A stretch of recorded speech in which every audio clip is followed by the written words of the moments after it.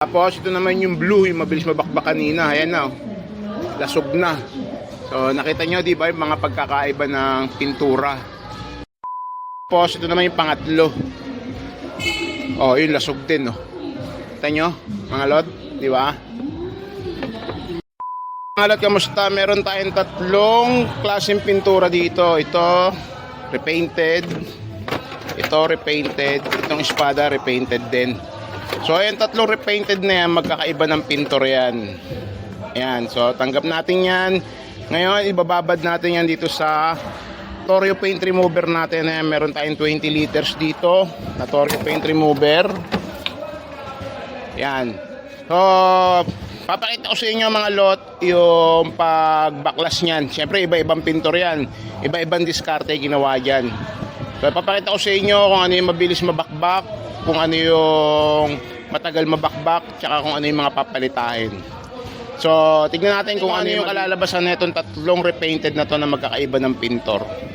So, salin muna natin yung 20 liters dito. Tapos, oorasan natin yan mga lot.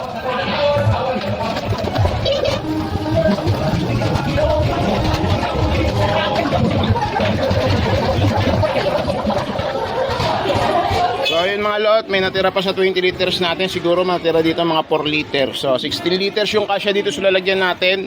Oh, ito yung isa repainted, kulay blue. Ayan, kita nyo, nag-react agad, oh. Sinalim pa lang natin, di ba? Tapos ito naman yung isang repainted.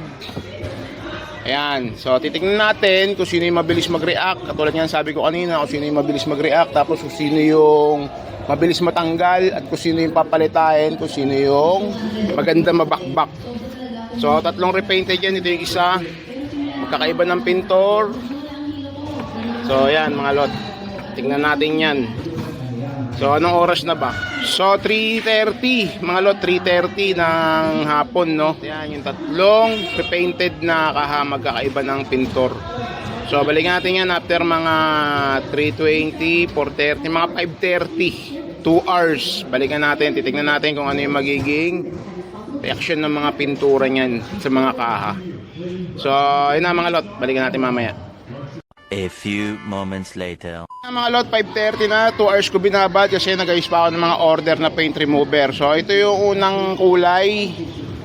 Ayan, sa 2 oras ito yung nangyari sa kanya. Sa 2 hours ito yung nangyari sa kanya. Ito kasi kapraso lang yung nabakbak, no? Ayan, no? Tatanggal na yung kulay. Ayan, photo ko. Ayan, tapos ito yung unang kulay. So ibang pintor yan. Tapos ito naman yung blue, yung mabilis mabakbak kanina. Ayan na, lasog na. So nakita nyo, di ba, yung mga pagkakaiba ng pintura. Ito kusang natanggal na kasi nga una pa lang nagre-react na agad. Ayan, parang sticker. So kaya yung sinasabi ko lagi mga lot, pakinggan nyo mabuti. Iba-iba yung mga pintura, no? Iba-iba yung mga nagpipintura, kanya-kanyang diskarte. Kaya minsan merong mahirap matanggal, ginagamitan ng paleta. So ito yung una. Ayan. Ayan, oh, tatanggal. Tapos ito yung pangalawa. Ayan. Tapos ito naman yung pangatlo. Oh, yun lasog din, oh. Kita nyo, mga lot, di ba? So magkakaibang pintor yan, ha. Magkakaiba ng diskarte yan. Yun to. So mga lot, yung mga nakikita nyo sa akin minsan na mga may hirap matanggal, ayun, ginagamitan ko ng paleta. Pero ito, nakita nyo naman yung pintura nito, parang sticker na, natatanggal na agad, di ba? So ayan yung paint remover natin.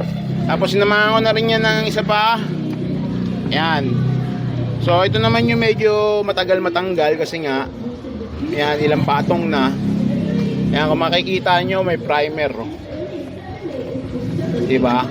Ngayon papalitahin ko yan. Pag pinalita ko yan, matutuklap na yan kasi malambot na yung kulay niya. So yun lang mga lot. So tatlong klaseng pintor, tatlong klaseng pintura yung binabad natin sa paint remover, no? Yung paint remover. So ayun na siya mga lot. So sa mga gustong umorder ng Torio paint remover mga lot, PM lang kayo sa akin dito sa page ko.